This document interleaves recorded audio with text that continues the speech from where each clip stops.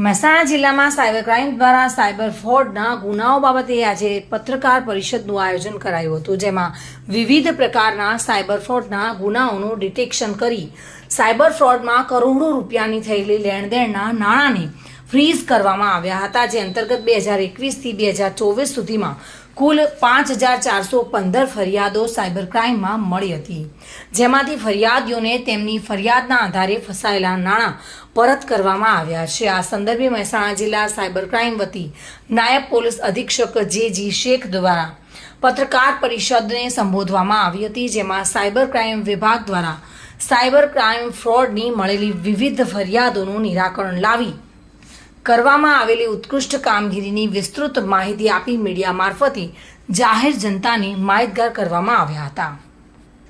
Cyber crime police station Mehsana જિલ્લાના દ્વારા જે કામગીરી કરવામાં આવેલી છે તેમાં 2021થી 2024 સુધી સાયબર ફ્રોડને લગત 5415 અરજીઓ મળવા પામેલ હતી, જેની અંદર 6,35,87,735 રૂપિયા ફ્રીઝ કરવામાં આવેલ હતા, જેમાંથી 3,35,18,571 રૂપિયા અરજીના જે અરજદારો છે તેમને આપવામાં આવેલ છે, પરત આપવામાં આવેલ છે।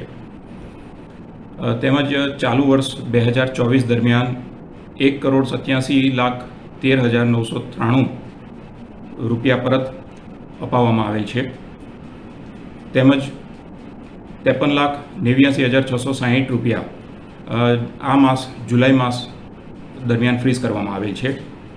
તેમજ હાલ સુધી જે ફ્રીઝ કરવામાં આવેલ રકમ છે એમાંથી 1,39,84,389 રૂપિયા પરત આપવા માટેની કાર્યવાહી હાલ ચાલુમાં છે।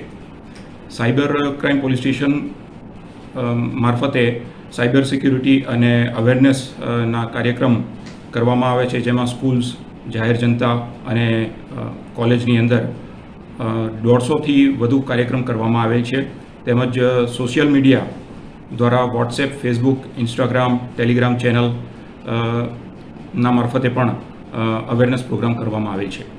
સાયબર ક્રાઇમ પોલીસ સ્ટેશન દ્વારા જે અવેરનેસ પ્રોગ્રામ કરવામાં આવે છે તેમાં જે સ્કૂલ્સ છે, કોલેજીસ છે અને પબ્લિકની અંદર અવેરનેસ પ્રોગ્રામ કરીએ છીએ, એમાં અમે વિડીયોઝથી, સ્લાઇડ્સથી અને એનાથી પણ સોશિયલ મીડિયાની અંદર અમે અવેરનેસ પ્રોગ્રામ કરીએ છીએ, જેમાં કેવી રીતે ફ્રોડથી બચવામાં આવે તેની વિગતો જણાવવામાં આવે છે।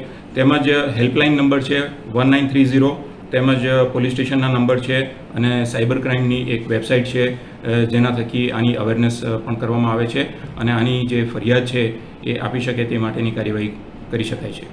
જે ગાઈડલાઇન્સ છે એ મુજબ સતર્ક રહેવું જોઈએ। કેતન પંડ્યા સાથે bureau report, today Gujarati news.